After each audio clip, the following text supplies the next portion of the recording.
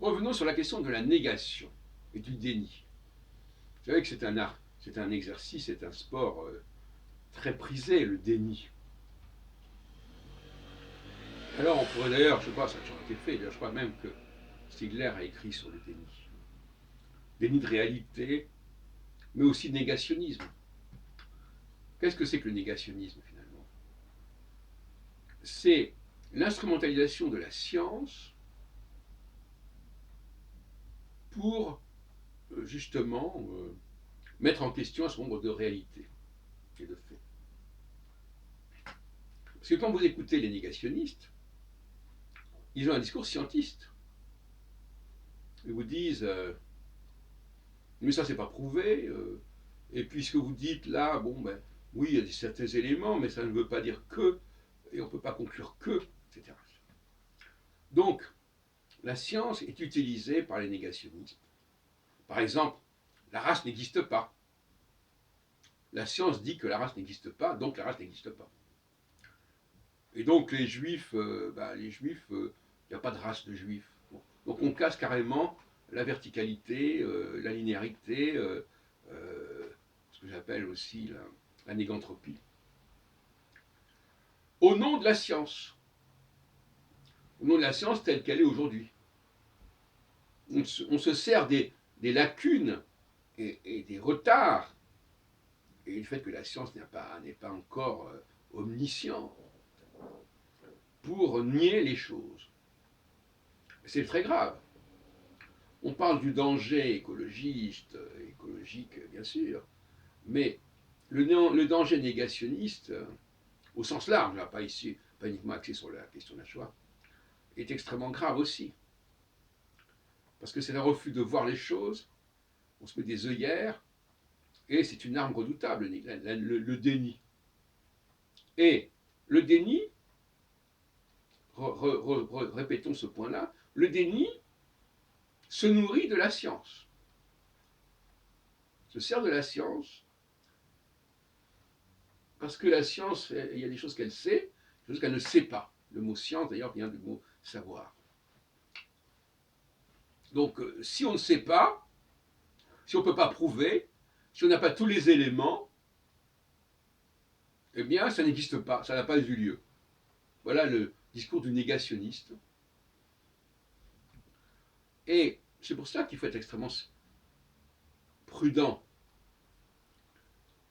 et bien comprendre qu'il ne faut pas réduire notre savoir à ce que la science nous en dit ici et maintenant. Il y a des faits qui ne peuvent pas s'expliquer scientifiquement, pour en parler, et qui n'en sont pas moins là, qui ne sont pas moins des faits. Donc si je me permets de refuser des faits, tout simplement, jusqu'à, n'est-ce pas, s'inédier, n'est-ce pas, jusqu'à nouvel ordre, ben, ça peut être très grave. Par exemple, on peut dire que on ne sait pas exactement ce qui distingue les hommes des femmes sur le plan cérébral. Donc, on ne peut pas distinguer les hommes des femmes. Voilà le genre de discours négationniste qu'on peut entendre. Puisqu'on ne sait pas, puisqu'on ne sait pas prouver scientifiquement que ceci existe, eh bien, ça n'existe pas. Ce que j'ai dit autrefois, il y a quelque temps, en disant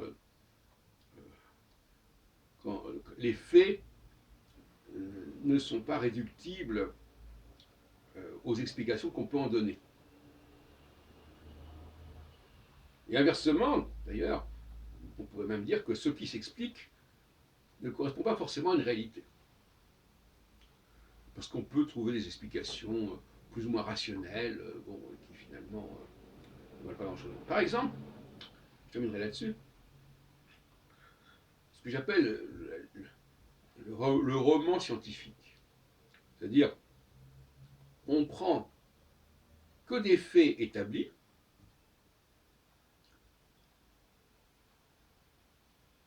établis scientifiquement, c'est-à-dire observables, etc.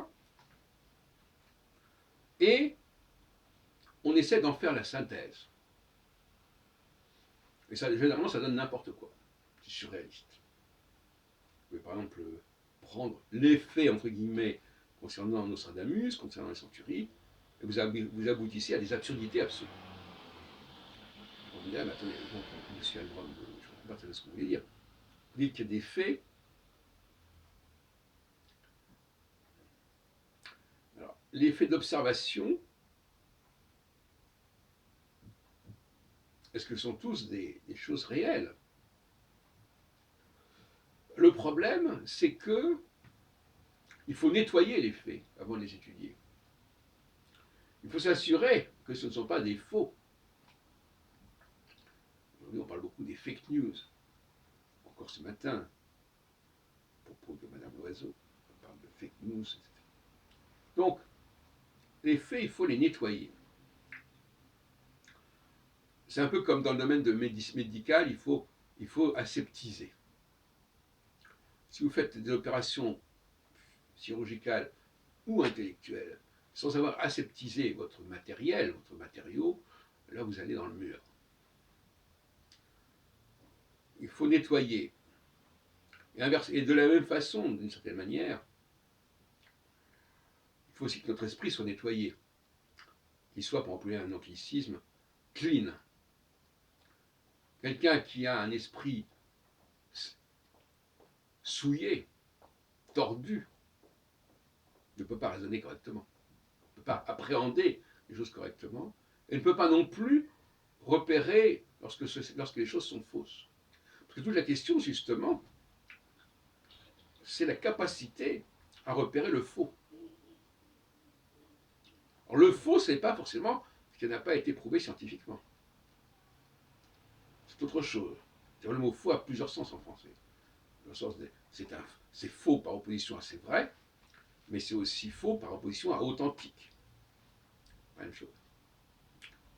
Donc, quelque chose est-il ou non authentique, quelque chose est-il ou non vraisemblable. Alors, il y a une formule, un adage qui dit le vrai n'est pas toujours vraisemblable. Et ça veut dire quoi? Ça veut dire que même quelque chose qui est vrai peut être suspect quand ça ne correspond pas à une rationalité acceptable. Bon, j'en resterai là.